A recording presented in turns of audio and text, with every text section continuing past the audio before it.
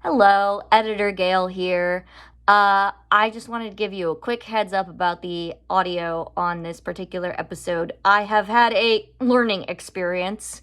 And so, as you know, I record the show on Zoom, and I don't always have a second recording of everybody's channel because we're screen sharing a DAW, and it's kind of hard to record into a DAW while also sharing sound out of another session. It's a whole thing. So anyway, and I had been recording it to the computer. Zoom gives you two options when you record. You can record it on the computer, or you can record it to the cloud, so it gets compressed and put online, and then you re-download it. And that is the choice I made, and it made the audio less high quality than it has been. So for any of you who edit podcasts out there, if you choose the option to record it on your computer and you have it enabled that it records both of your guests as their own channels, if it it'll do that if you record to the computer, but if you record it to the cloud, it apparently just compresses it all together, makes one big happy audio track, and then also it put it in speaker mode instead of gallery mode. So that's annoying, but this is a fun interview, good episode. Mishy sounds great. I have some strange frequencies happening, and honestly, I just wanted to get this edited and didn't want to futz with it all because I couldn't mix the tracks separately. Anyway, just wanted to let you know about that little learning experience since this is an audio production podcast. But enough from me. Here's my interview with Mishy Katz. All right, here we are for another episode of the DAWk Show, where we deep dive about digital audio workstations and the songwriting process in a way that just honors wherever we're at on the songwriting journey. There are no gatekeepers here, just good vibes and nerding out about DAWs. Anyway, today I have my friend, singer-songwriter, producer, awesome human, Mishy Katz, all the way in Arizona. Mishy, how are you doing today? Hi, everybody. I am doing great. Just having a really good time in music, especially the last year. Yeah, and I've been talking to you and also sort of seeing what you've been posting on social media as a producer. I guess tell the audience a little bit about where you are at and sort of what's new for you as a producer. Well, as a producer, I feel like I'm really making some strides in training my ears.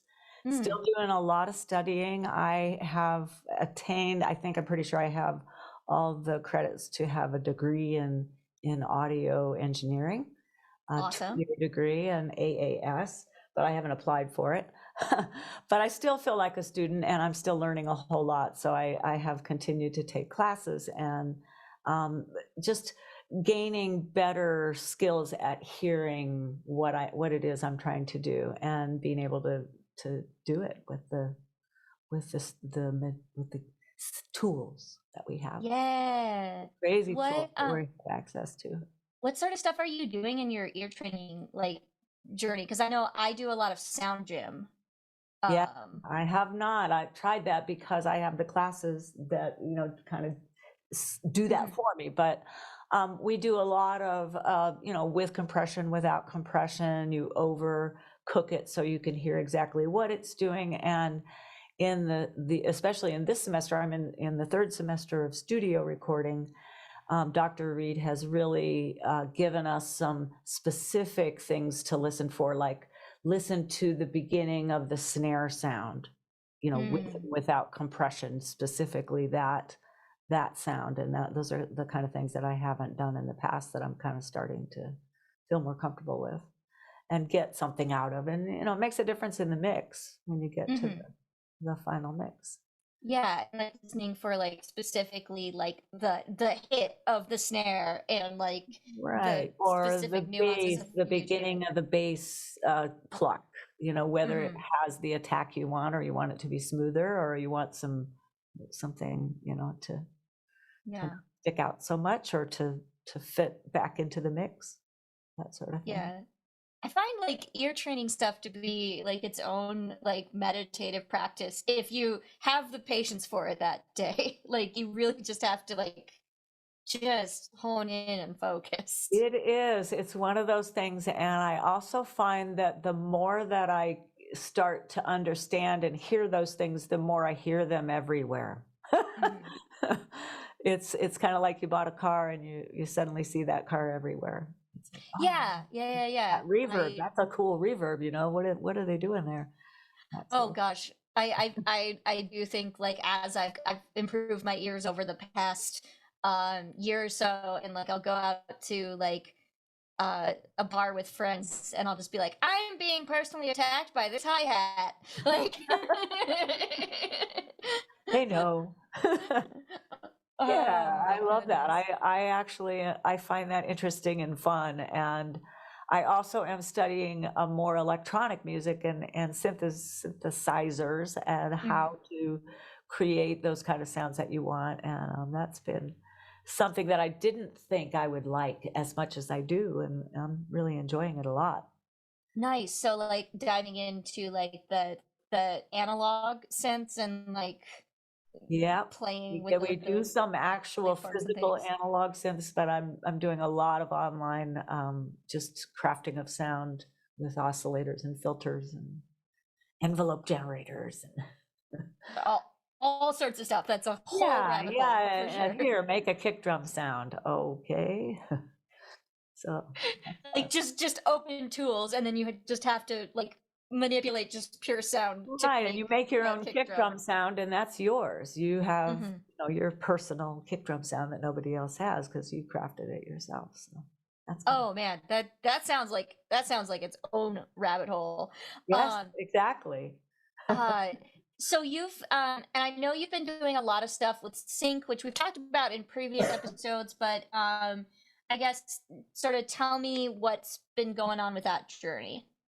I study with Robin Frederick. She is a songwriting coach who is just extremely talented in many ways, but her focus is really teaching her students how to write for sync, for film and TV. When I first went to her, that's kind of where I was going, but I've kind of gone off and done some more personal kind of music that wasn't really suitable for sync necessarily. Could be potentially, but wasn't crafted in particular for potential movie or TV or video game or whatever type of sync. But as I have studied songwriting and written more, I've become more interested in trying to do it. It's kind of one of my bucket list things. I'd love to get a song synced in 10 seconds even, I don't care. So I have continued to try to write for sync, which means you don't write specifics, you don't put the names of places or specific times. You try not to you're not going to talk about the internet if they're going to put it in a movie from the past, because they don't want to have things that are out of time. So those sort of things. And also you don't want to distract from the movie. You want the song to be, enjoyable and good, but not something that's going to take away the focus from what you're syncing to. So all of those things are important and kind of challenging to write to as a songwriter. But I did a cover song. I became a little frustrated with my production because I had all these great songs that I wanted to record, including some cover songs, and I'm slow. I'm learning, but I'm not real fast at it yet. I put out 2 songs in 2023 that I did here in my studio that are on Spotify and all that.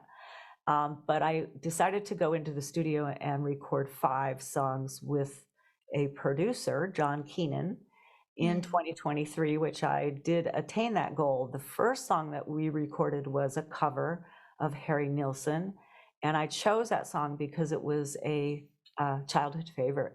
My sisters and I used to sing it, and it was from The Point. It's called Think About Your Troubles, and I know a lot of people my age that know the song, but not everybody. So it wasn't a huge hit, but it was fairly well known. And Me and My Arrow was more well known from that album.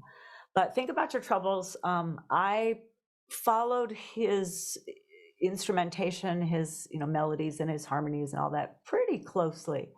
And it came out pretty well. I was real happy with it. And I pitched it to a catalog called Crucial Music, who takes songs and pitches to film and TV.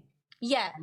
Just to catch up the people who might not have the exact knowledge with singing. So what you're doing is you're writing things that you think might get picked up for a film. There isn't like a specific like, hey, I got this film. Can you? I don't know why we're in a vaudeville number, but like, hey, I got this film. That's right. I think you can write something. Be real That's swell. what I'm doing. That's what I'm doing. But it's more like, oh, this cover, I could see this specific work being in a film, and then you pitch it to the library, and then the library is sort of has that on hand, and then as a potential, they don't have to go looking for it if they find a movie that wants to use that particular song. Cool. And then they talk to the movie people. It's like, or that's who you feel. And ideally, I want them to take my originals, but I have not pitched any originals to Crucial yet. I have pitched originals to a couple other things, and gotten a couple rejections, which is okay. But I was really excited to have them accept the cover that I did. And it didn't cost me anything. It's non-exclusive, so I can pitch it elsewhere if I decided I want to. And all I had to do was copyright it, which was kind of fun to do that, because I had never copyrighted a song before, but now I have a song copyrighted, so that's kind of cool. Yeah, and when you're doing a cover, so then you had to do the licensing. My cover song, yeah. Okay. I don't own the writer's share. His estate owns the writer's share. Interesting. I had to pay $12.99 to release it as a cover song to DistroKid. Got it. And that's like an estimated amount that you might make in the first year or whatever, and then if it goes crazy, then you end up having to pay more to the family. But yeah, okay, and that's just a good it's an interesting thing. And I have a cousin who's an entertainment lawyer. Oh, I sent him the contract. He had a few things that he had to say about them. I asked directly about a couple of them, and they clarified them just about the fact that he was kind of, they take 50%, but it's only the publisher's share. So, that's kind of just a choice that you have to make. Do you want to go with that? And I think what they're taking is pretty standard. And the other thing he wanted to know was that they didn't, in the contract, it says that they aren't responsible for getting the rights to use the song, but it doesn't say that the songwriter is not responsible for it. And you don't want to be responsible for going to Harry Nilsson's estate and saying how much to use the song in the movie. You want the movie to be responsible for that, and they are. And she pointed out where that was in the contract or on the site. It's actually stated on the site. Yeah. And so I didn't worry about that. And then his last statement, my cousin, about this contract was that he felt that they were giving false hope that Harry Nilsson's estate would never agree to having that song used, which I thought was an interesting statement. But I heard a story later that made me think that might not be true. It was a really fun connection that was through my college, that Dr. Reed was like, why did you choose that Harry Nilsson song? And I said, it was a childhood favorite. And he told me a story about his connection with, he's a producer. Yeah. His connection with Harry Nilsson. And I don't know, it'd probably be a good story to tell because it was kind of a fun, random thing. But Paradise Valley Community College used to host, they still host School of Rock auditions or competitions. And Alice Cooper sponsors them. So that's really cool. But he didn't always. In the past, they were doing them directly, and they had a producer come from New York to judge a bunch of bands. And these bands came and played, and the producer said, oh my gosh, I love this band. This band needs to come to New York and record with me. Well, they were students and working and families, and they couldn't go to New York to record. So Dr. Reed said, well, I have, state of the art here. Paradise Valley has always, cutting edge stuff. I'll record them for you if you want to have them record. Mhm. And the guy was like, well, okay. And he gave him a bunch of songs. Well, he was a producer who was doing Harry Nilsson's tribute album. It's a double album that was put out in 2014. And I'd forgotten the producer's name. And he threw a couple of Harry Nilsson songs to them, and they happened to like This Is the Town and These Other People, which is like the introductory song for the album that my song off of. And they liked that one, so they did it, and they did it totally different. You do not recognize that song except for one little part that they throw in, and you're going like, oh, but they did a great job. It's a really cool, different sort of approach to it. And Dr. Reed recorded it, and this producer put it on the album. It's the only one on the album that was not done in New York at studio. And it was done at Paradise Valley with Dr. Reed. So it's really cool. It's, it's a pretty special album. But the thing that spoke to me was, okay, his kids are okay with other people doing his music. Yeah. Maybe they'd be okay with putting it in a movie. Who knows? Yeah, well, and that's going back to the entertainment lawyer thing. That is first of all, okay. Like we all just need a cousin who is an entertainment lawyer. Right. I don't know how all musicians should just be provided with a relative that is an entertainment lawyer. But also, I think that's interesting. The point of like looking to make sure that it does fall on somebody to make sure to reach out for the rights in the contract. Yeah, well, because you couldn't afford that, we couldn't as the songwriter person. Yeah. Cool. Yeah, and there's a lot of thoughts about rights and things. Well, and I want to make sure. Yeah. In that regard, I responded to that challenge, or that not fear but concern of my cousins, by thinking about the fact that Robin Frederick writes books. She's at the top of her game. She was the Taxi, and she totally loves Crucial and supports them and feels like they're good for us as songwriters. So I feel like she's already done that homework. Yeah. So it's nice to have someone that I can rely on for that. And a lot of her other students are finding real good success with Crucial getting placed in TV and film. So nice.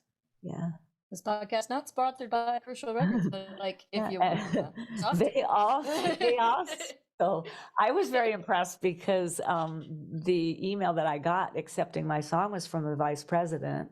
Oh, and then she reached out to me and said, hey, we have this program we'd like to invite you to participate in. And it was some kind of like Taxi sort of thing, a pitching opportunities sort of thing. And Taxi is a membership that people subscribe to, and then they pitch your things.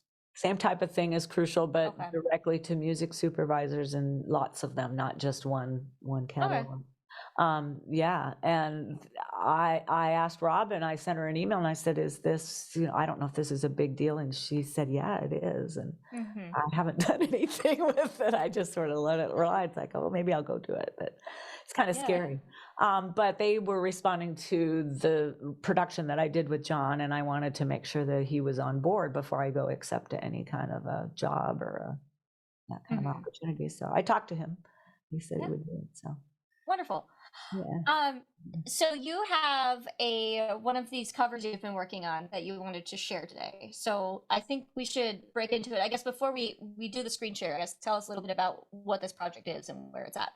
Yeah, and it kind of has to do with the whole conversation we were just having. Is I'm trying to create music that is suitable for film and TV. And now that covers have become more commonly sought after, it's kind of, if you listen to any kind of TV shows these days or in the movie, you'll hear various versions of songs that you recognize that are slower, done by a different artist, or different, a female versus a male, or maybe in a different genre. And those have become very, very sought after. So I'm doing a series of those types of songs. one of the interesting things about that because Robin sent out an email, Robin again, she's wonderful. So I refer her a lot, but she sent out an email about covers and how people were asking for them more. And she said, you have to ask permission to change the lyrics, not the melody or the chords. Interesting. So yeah, so I'm singing songs that have they're talking about women, and I'm singing about women. So there it is. Sweet. All right, well, let's get into it. Too, yeah. All right, so this is Del Shannon's Runaway, and I have recorded the whole thing. I have comped the vocal. I have not tuned it, so it's not perfect. So it will be. Yes. So there's not a lot of tracks. Yeah. There's bass here. You can see this, right? This is a pad that just plays the solo during this part. This is the pad, which is just like an organ or whatever, stringy sound, and then one vocal track.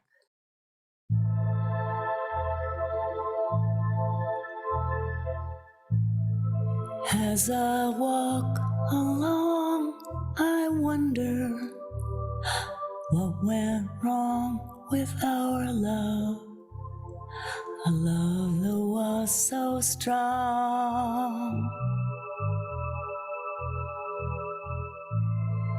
And as I walk on, I think of the times we were together, when our hearts were young.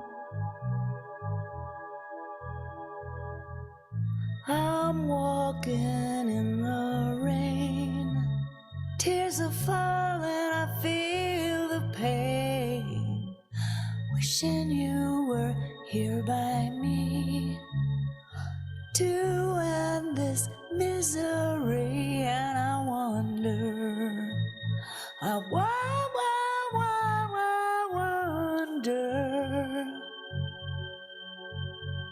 why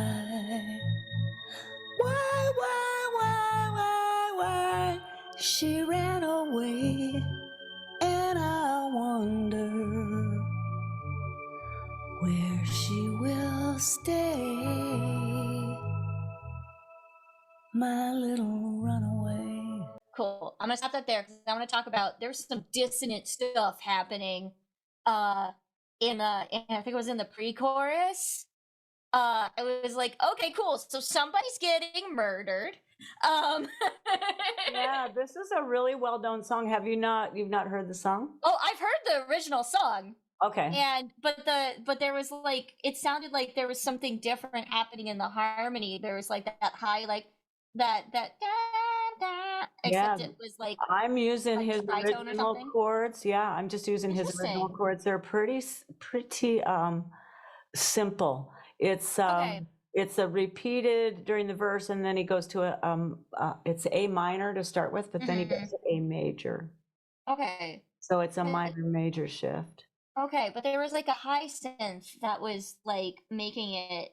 Yeah, it's within the chord. I just played it high at that point so that we build it up, so it would have more energy there. But all I did was add one of the notes on the top. It's not out of the.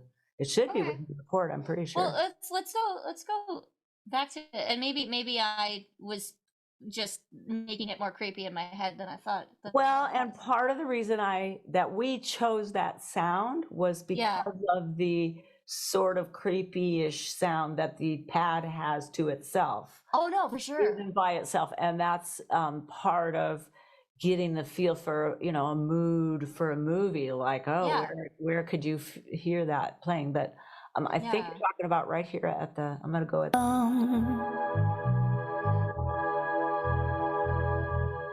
I'm walking this is where it goes major. Rain. Tears are falling, I feel the pain. It just goes A major to F sharp. Here by me to end this misery, and I wonder, I wonder.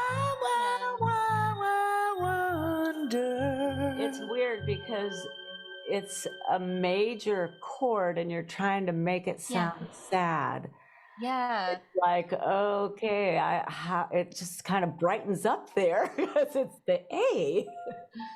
But in the way that it's Yeah. delivered, it's all in the way the vocals are delivered to try to keep it on that mood. Yeah. And it sounds like, yeah, no, I can hear how you're still like on the main chords, but the way it's voiced, that high thing that's going da, da, Yeah, that should like be, is that an A up there? yeah, it's an A. Yeah. Yeah. I'm sorry. I just pulled out my key. I have my piano right here. Well, all I have to do is do Yeah. this, and then I can. Yeah.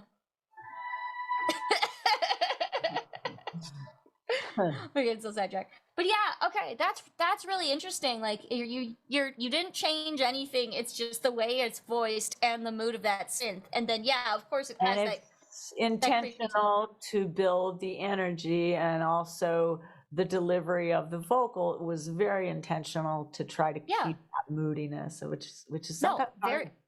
Very much, yeah. And I could see it like in a trailer, you know, and like that is like the thing that gets used a lot, where you're like watching the movie and then you hear the cover come through, and you're like, ooh. Honestly, the reason I chose this one, because I started trying to think of songs that I could do in this series. Yeah. And I couldn't think of any. And then John's like, oh, how about this? And I was like, he named, I can't remember, one of the Sheryl Crow songs. And I picked another one that I think would be great. My favorite mistake, but yeah. now I have a whole list. And for sure. When I went to play live at a folk festival in March, I took this song and I played it with ukulele, and everybody sang along with me. So I was like, okay, everybody knows that song. That's a good one. Yeah. Let's zoom in a little bit. You said that there was some, I mean, I could hear there was a lot of effects going on with the voice. So can you zoom in on the vocals and just sort of unpack what's all happening there, if that's a track stack? I don't have much there yet. We have okay. Yeah, we haven't done any vocal. Let me see how I can get this bigger. Can you see that? Yeah. And over here in the blue, the really dark blue, this is my comp track. So I've taken a bunch of vocal tracks and chosen the best phrases, the way they came out, the delivery, and all that. And we will in the future go in and tune any notes that were off. Of course, I sang, pretty well. So sounds pretty good. Yeah, no big deal. But I have a really fancy microphone here. It's a Slate, and Slate microphones emulate other microphones that are very expensive. So I have a plugin that I use here, and it emulates all these different microphones. If I go up to mics, I can choose, and we have determined that this one works very well for my voice. And I've also recorded a fellow singer-songwriter, a woman who has a voice similar to mine, and it makes her sound really good too. So it just seems what sort of effects and nuances does this one have? The tube mic that it emulates is just in particular built to emulate the sound of that microphone. And then the other effects that I have here, I have a vocal chain that you can see up here. It says Mishy Katz. So I've created this chain that works well with me, and it is an EQ and a compressor. This is a Brit N EQ. I think it's a Neve. They copy different types of. This is a preamp. Yeah, it gives it more power, and it can give it more presence. And this here is an EQ. And vocal EQs, you can. I have another EQ on here, but this particular EQ for the microphone just seems to give the vocals a nice warm sound and smooth. And then here is a compressor, which will allow it to, I don't think it's on right now. It looks like there's nothing happening in there now. I was going to say, if you have I don't have it recording. Yeah, if I go here, then so now all that stuff's working. So when I record myself, it already sounds pretty cool. Excuse me. And the verb, it's also got here, verby. I have it sending out to this channel, which is a reverb. That's the kind of echoey thing that's going on. And let me turn that down. Yeah, and I have the volume for the reverb here, so now there's no reverb. Okay. A lot. So I'm going to turn my reverb down a little bit. So those are some of the effects. The other thing that I have on the vocals so far is this, and this is what Dr. Reed in Studio 3 calls the magic vocal EQ formula. And what it is you find whoever, you take your vocal track and you play it and you find the nasal sound. So let me just use me as an example here. Yeah. I'm just going to play one little clip. Wait, I got on Zoom here. And you'll see the track as it plays. Come over here. Yeah. Oh yeah, you got to move that. Yeah, I'm trying. There we go. Zoom gets in the way. As I walk along, so this, I wonder I can find what went wrong. The nasal sound. Yeah. A love that was so strong. It's right. As I walk along, I wonder. I don't remember where it was. What went wrong with our love? There's one there, kind of. A love that was so strong. As I walk along. Anyway, you find the nasally sound and then you take that out. What went wrong? Usually there is one spot in particular in most vocals that have that. So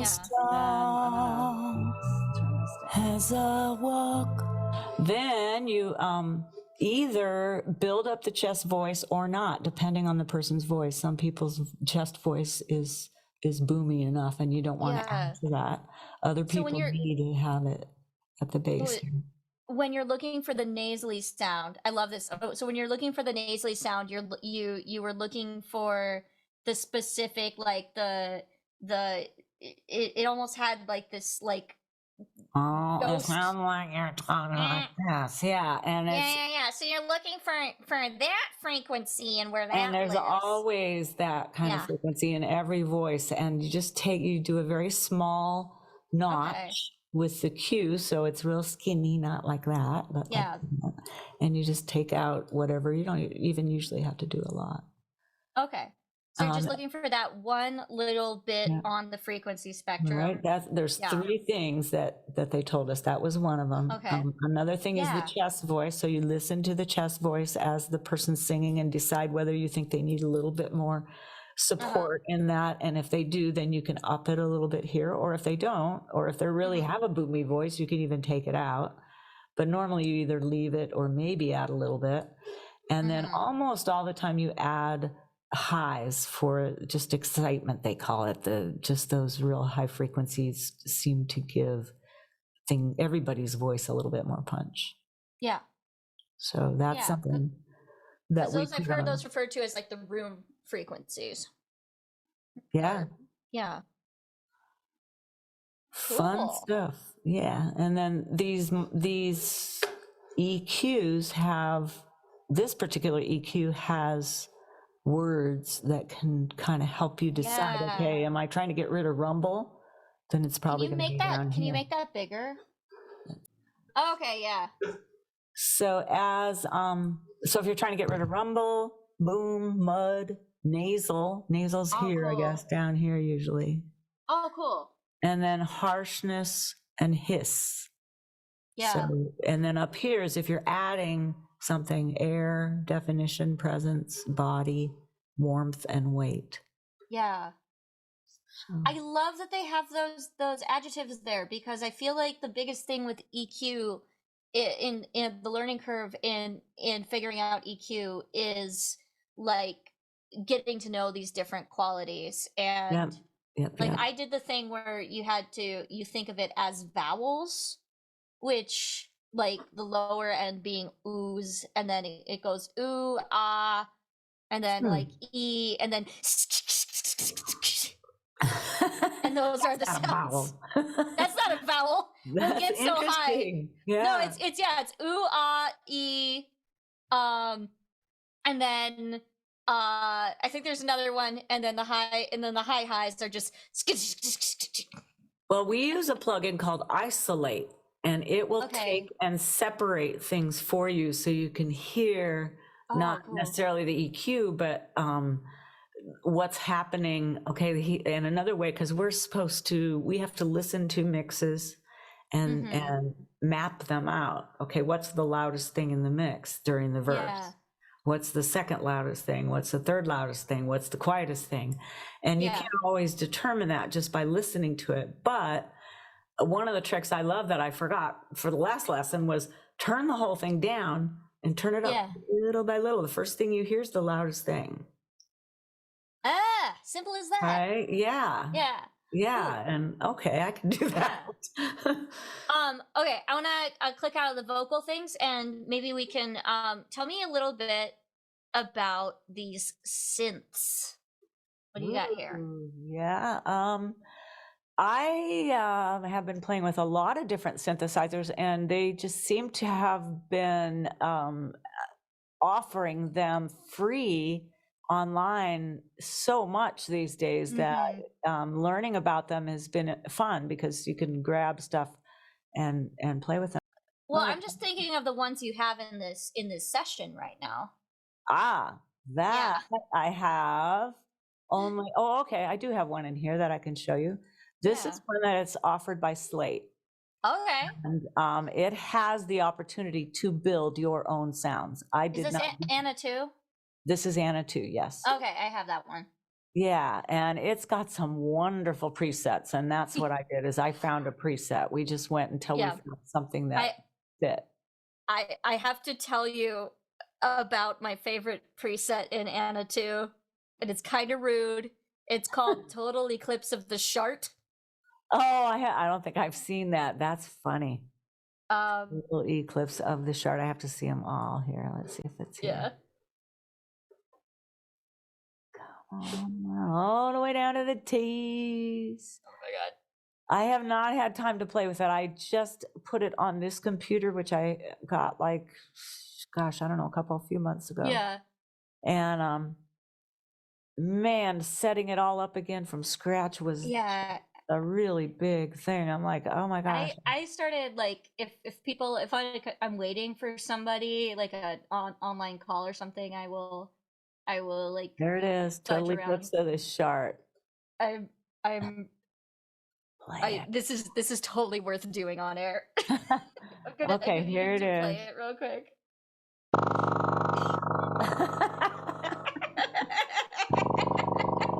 Oh, I like it. I've had so much fun in electronic music class because I can listen to any of these sounds and go, oh, I can make a song out of that. When I found that, I was like, somebody got paid to do that and they knew exactly what they were doing, and I love that for them. Anyway, I've completely sidetracked you. Please tell me what preset you have. That's okay. We used Argent something. What was it? I'm not gonna. Good. Argent Fracture. That's it.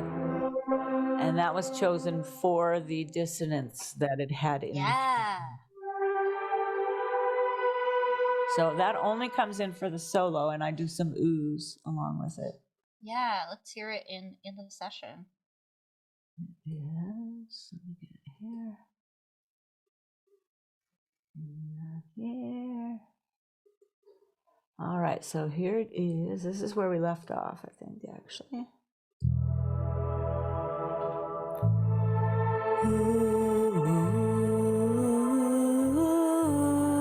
I'll turn it over.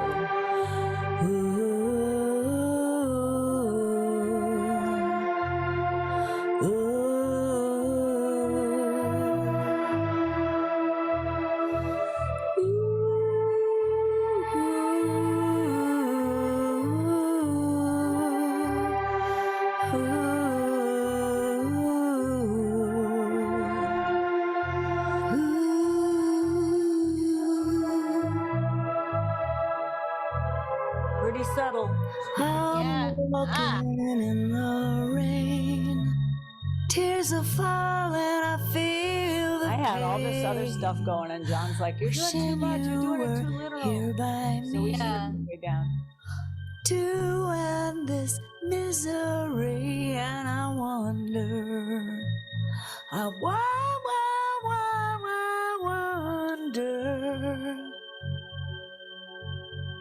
why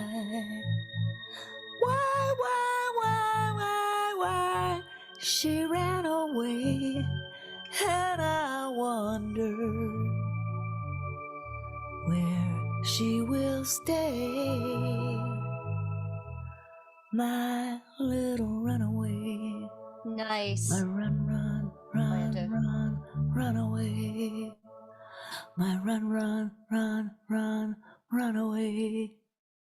Yeah.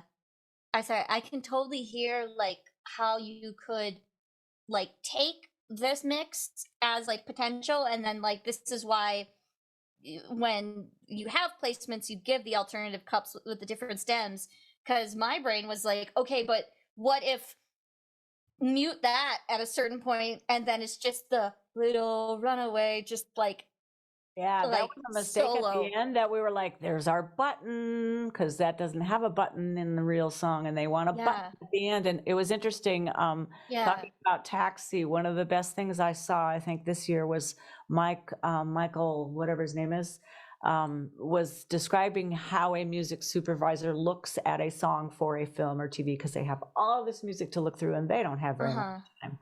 They listen to the introduction for maybe 2 or 3 seconds, and to see if the instrumentation is there and if it's potential for the mood. If they like that, they'll skip forward and listen to maybe 2 or 3 seconds of the verse and the chorus, and then they go hear if it has a button ending, and that's it. So now I'm thinking about those things as I put the songs together, because, you know, I'd like to maximize the chances. But one of the things I was thinking about as we were listening to that is, because I think I sang it pretty well. I mean, it's not tuned yet, but it makes me think about the challenge it is when you're doing intimate vocals like this, of those mouth sounds, and how you have to get rid of those and try not to, you know, make lots of breath sounds and that sort of thing, and take them out. But John's really talented at using those types of things and taking them out where you should, and he's taught me a lot just watching him. And I'm curious if you've heard the last song that I put out. You know, I don't think I have. We could scoot over to, we could talk love about to show that real I am quick. super proud of that one. It's like my latest baby and my coup de grace, and a fun story behind it. Yeah, here, I'm gonna put us back to big screen, and then we'll talk about the other one. But yeah, tell me about it. Okay, so I did the 5 songs with John last year. The last song in the series of 5, I had taken in a friend, and he did a guitar track, really fun, a song called What Comes Back. Very happy with it, a little bit of a change from what I had done prior. And then I decided to redo a song that was the second song I ever recorded myself. It's out there, it's on Spotify, it has a different title.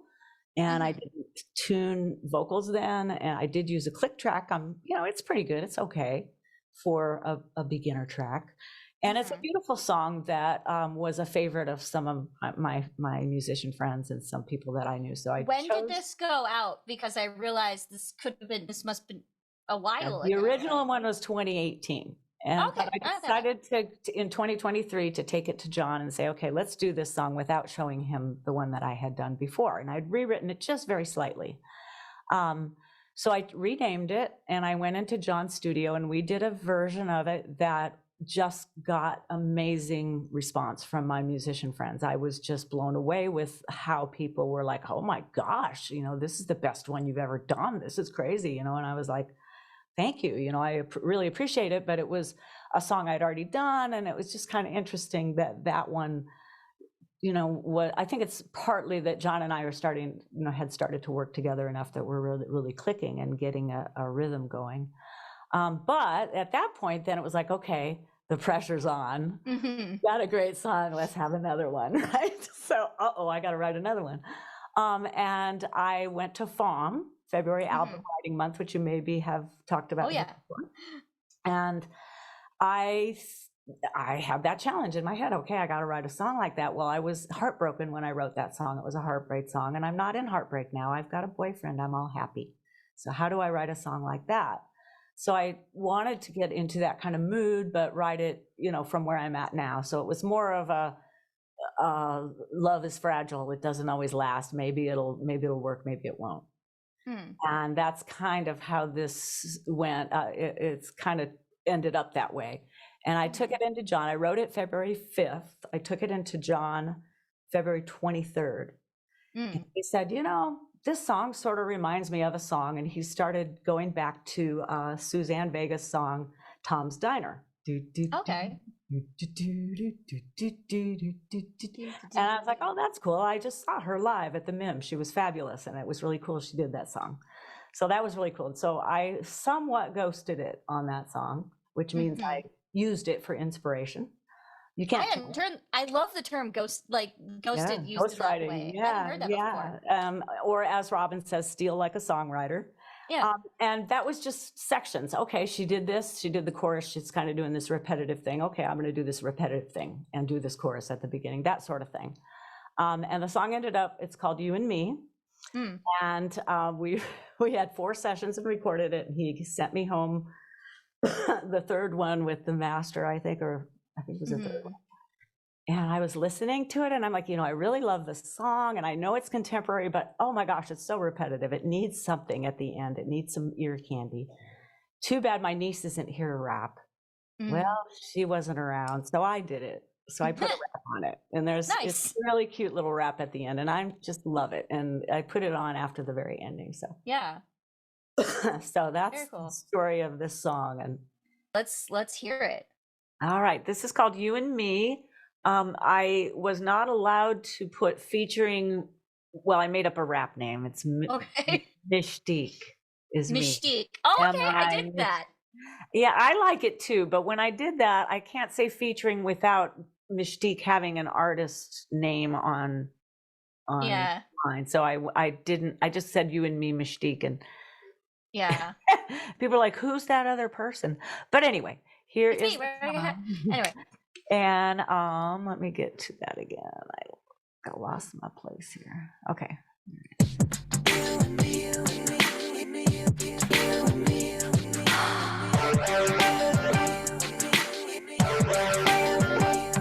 Somebody told my heart I was through with you. I wasn't sure if I believed. You swore it wasn't true. You said I love you softly, repeated it so clear. There was no way for me to say love was not lurking near. So I opened up my heart, hope you don't break it. Took down all my defenses, said just take it. Now my heart belongs to you, your heart belongs to me. It's you and me, let's see if we can make it. This is a banter. Yeah, with rock guitar sound. Yeah, no, that's a good fun effect on it. The story's not all told. Remember that when things get bad, new feelings will unfold. You may find it takes years, you may not feel it coming. It hit me all at once and set my heart to humming. So I opened up my heart, hope you don't break it. Took down all my defenses, said just take it. Now my heart belongs to you, your heart belongs to me. It's you and me, let's see if we can make it.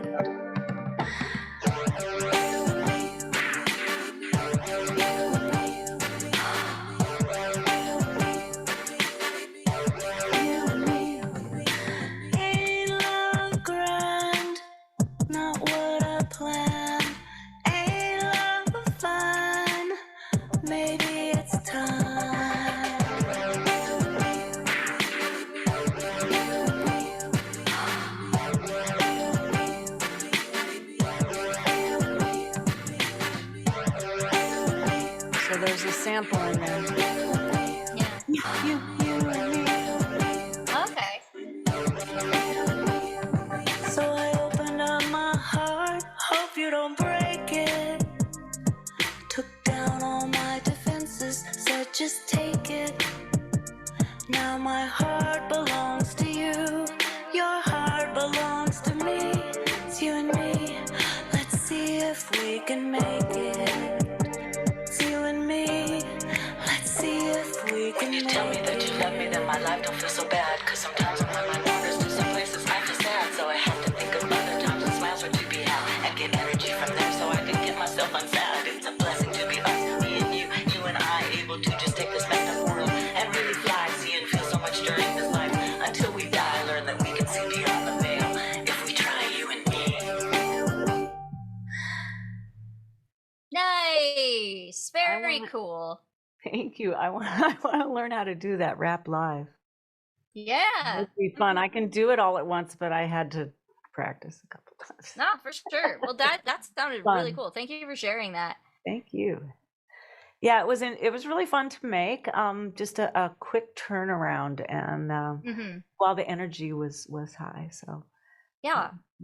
and I will just say I played the pads, I played the filters and stuff, and John did the drums and the sub bass, and then he also played djembe. And if you listen, there's like you can hear he does the percussion by sliding on there. It's really nice. There you go. Yeah. All right. Well, I think it is time for some rapid fire questions. All right. So here we go. The I'm first one. Describe your favorite plugin as if you are a sugared up 8-year-old. My favorite plugin is, which one? Okay, Virtual Tape Machine by Slate. It's just you can click the little thing and the reels go around and you can watch them. It's so cute. And what does it do? it saturates. It makes you sound like you're in the same room with that person. It's just it just gives you that real life sound. It supports you, all of it, whether it's your voice or your guitar or Nice. use it on almost every track. This sounds like a big old hug. Awesome. I was open with that one because it's very silly. I love that. I knew you were going to ask me, but I didn't even think about it before. But when just did that rapid fire, I'm going to have to say that's got to be that. All right. What is one skill in the production world that you are super proud of? One skill in the production world that I am super proud of is that I have a certified operator of Pro Tools. I have a Pro Tools certification as an operator. Nice. Which I can put on my card and official. Yes. Officially certified to run this dog. Certified. Yeah. What is one skill that you are like at the very tip of the rabbit hole on? And like just I'm going to say the electronic music creation. It made my brain fry. And when I go to the classes, I've had 2 teachers, they both go way too fast for me. I have to repeat their videos to get it, but I have gone to YouTube and found slower videos and just repeated it enough that I'm starting to get it and really enjoying it. And I think it's a pretty deep rabbit hole to go down. There's so many beep boops. If you could create a plugin with just purely by magic, you don't have to worry about the science. You could just make it with your brain. What would you create? Something that got rid of room noise. You're not the only person that said this. We're all very practical here. Without soundproofing, yeah. Yeah. Kind of Yeah, like yeah, this, but not exactly. yeah. That's very similar. I think it was Maria on the previous episode who was saying like just having something that would specifically edit out like background noises, like your specific friend who always yells in the middle of your session, or Or the dog that runs across the floor. yeah, just those specific sounds. Cool. And then if you could invent your own genre of music, what would you invent? Oh, I'm gonna say folk jazz rock. Folk jazz rock? Yeah, Yeah. folk jazz rock, Cool. all I think, blended. yeah. There's got to I be feel like something out there. there's got to be something out there that does that, but like I feel like, having your own blend of that would be super rad. Cool. All right, well, I'm going to wrap things up a little bit. Any other, I guess I'd say, any advice for somebody who is just starting on this music tech journey and is like going down YouTube rabbit holes and trying to figure out what a compressor is and all that stuff? I would say that my original goal in production was to have just enough knowledge, or enough not beginning knowledge to be able to go into a studio and not be completely clueless. And I also was married to a guy who did recording, so I did have some experience with analog recording, but he had like lots of giant equipment, and I didn't really do much except sing now and then. But so I'd seen it and I'd done some recording, but my goal wasn't really to get into production. But it really has totally helped me in the studio recording. So if you are someone who is just kind of learning it because you think you might want to know more and go into the studio and not necessarily do it yourself, I highly recommend learning, even if you don't do it yourself, because there's so much you can do with that knowledge. But I will also say that once I started learning about it, I found that I really enjoy it, and that it's something that I do want to know more about and continue to work with, because for whatever reason, I always have liked a puzzle, and I didn't really put that into words until in my art career somebody said something about, hey, Mishy, can you do this? And she said, makes my brain hurt. And she showed me these things that were like puzzles, and I was like, oh, that's fun. Loved it. And she was like, oh no, so I understood there was a difference in the way that people approach work, and it made it clear to me. But songwriting is very similar to that to me too. There's a lot of that sort of feel to it, but also the art.